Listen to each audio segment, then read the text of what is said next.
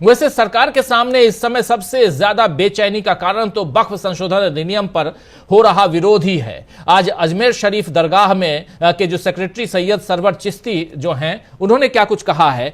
All India Muslim Personal Law Board के banner तले आज विरोध प्रदर्शन हुआ।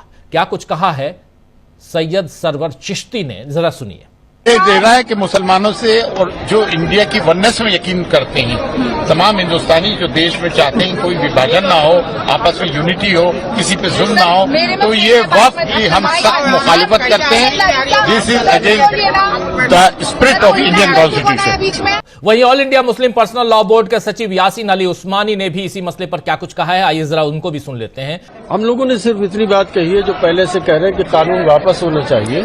अगर कानून वापस नहीं होता है तो हमारा पीसफुल एजिटेशन जारी रहेगा। तो जाहिर है फिर भी हमारा ये राइट रहेगा कि हम हुकूमत से डिमांड करें कि इस बिल को वापस लें। नहीं, सड़कों पे उतरने का मतलब क्या होता है? जमहूरियत में, डेमोक्रेटिक सिस्टम में सामने आकर पीसफुली लोगों के साथ अपने जो लोग उससे मुतासिर हो रहे हैं वो लोग अपनी डिमांड करते हैं, एहतजाज करते हैं, फोरम कहीं रैली निकालते हैं, कहीं धरना देते हैं, परमिशन के साथ देते हैं। तो वो जो होता है जमहूरियत का तरीका वो इख्तियार करना। तो सुन रहे थे आप जमाते इस्लामी हिंद के अध्यक्ष सैयद सदातुल्लाह हुसैनी ने भी इस मसले पर अपनी बात रखी, उनको भी सुन लीजिए। आज यही संदेश देने की कोशिश की गई है कि ये जो एक्ट है वो अनकॉन्स्टिट्यूशनल है, ये मुसलमानों के राइट्स का वायलेशन है और एक बहुत ही गलत प्रेसिडेंट, बहुत ही गलत नज़ीर इसके जरिए कायम की जा रही है।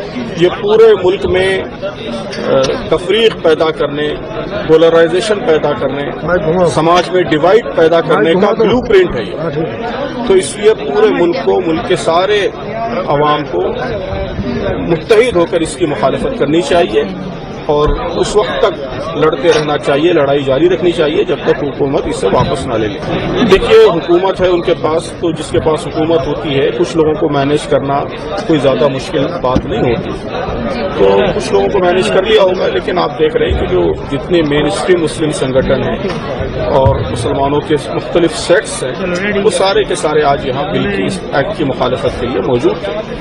तो मुसलमान यूनानिमस हैं इस बिल को रिजेक्ट करने। तो सुन रहे थे आप। यहाँ पर इसके बाद शिया धर्मगुरु मौलाना सैयद कल्बे जवाद ने क्या कुछ कहा, ये भी सुन लीजिए। देखिए, सब जुडिस है, लेकिन 3 चीजें पर बात की है और ये 43 चीजें हैं, उस पर कोई बात नहीं हुई है। हम तो पूरे वक्फ बिल को वापस लेने की अपनी तहरीक चलाए हुए हैं।